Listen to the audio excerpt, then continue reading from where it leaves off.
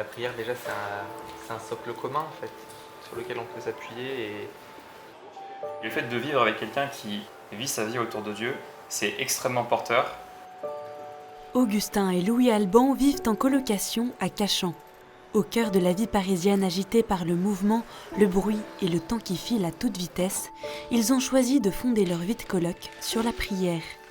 Et le premier signe quand on passe le pas de la porte, c'est le crucifix. Au quotidien, parfois on n'y pense pas trop et donc justement, hop, le crucifix nous rappelle que non, il y a nous, mais surtout il y a Dieu et que c'est ça qu'il faut mettre en premier.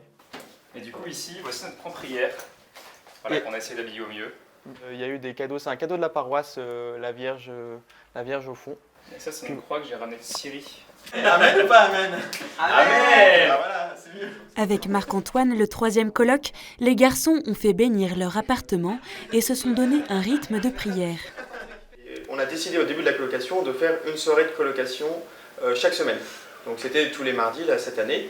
Et à la fin de chaque soirée de colocation, qu'il soit 10h du soir ou qu'il soit minuit, on faisait toujours un temps de prière qui a été quasiment tout le temps décompli.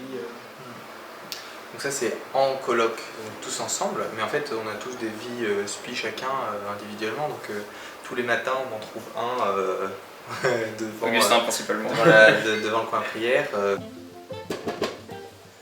Carrément. Une vie de prière qui les a aidés à remettre à Dieu les petites contrariétés du quotidien de la coloc et à mieux s'aimer les uns les autres. Parfois, on se disputait sur des trucs tout bêtes de la cuisine, est-ce qu'on fait un plat compliqué ou est-ce qu'on fait un plat simple? Mais finalement, quand on se met devant le coin prière, juste, ça s'efface parce que c'est pas très important. Et puis surtout, au début du compli, il y a quand même un examen de conscience, donc ça permet de se poser, de se dire, j'ai peut-être été un peu dur, ou voilà. Et puis même d'aller en parler simplement à un colocataire, ah bah excuse-moi, j'ai eu telle parole blessante ou... Et bah, du coup il y a une tradition ici, c'est que ce sont les invités qui lancent les bénédicité. Donc Fils et Esprit, Amen. Maître du ciel et des saisons. Moi j'étais très admiratif de la force de Marc-Antoine en toute situation de dire bah voilà, on est dans un lieu de foi et donc on va faire le bénédicité. Et même quand on a fait justement une fête des voisins ici, sans complexe, bon bah voilà, hop, on bénit la table, on se lève Et moi de mon côté, j'ai retrouvé, on va dire, la foi assez récemment. Et j'ai pas encore une vie de prière aussi épanouie.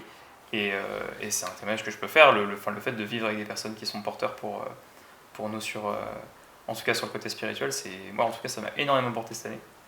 Allez hop, complet. Il faut compli.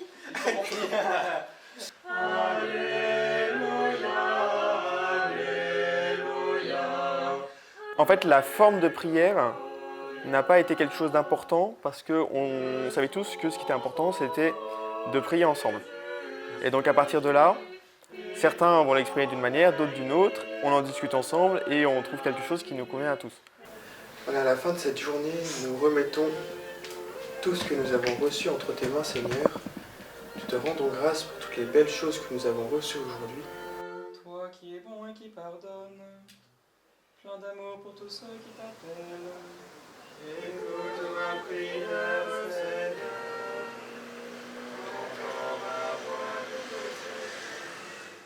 Moi, je suis d'abord très touché, émerveillé même de voir ces jeunes qui vivent ensemble et qui choisissent de mettre la vie de prière au cœur de leur vie. Comme une première dimension. Souvent, ça peut se concrétiser par la prière du matin.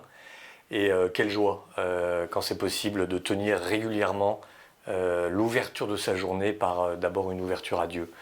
Dieu premier servi, bien sûr.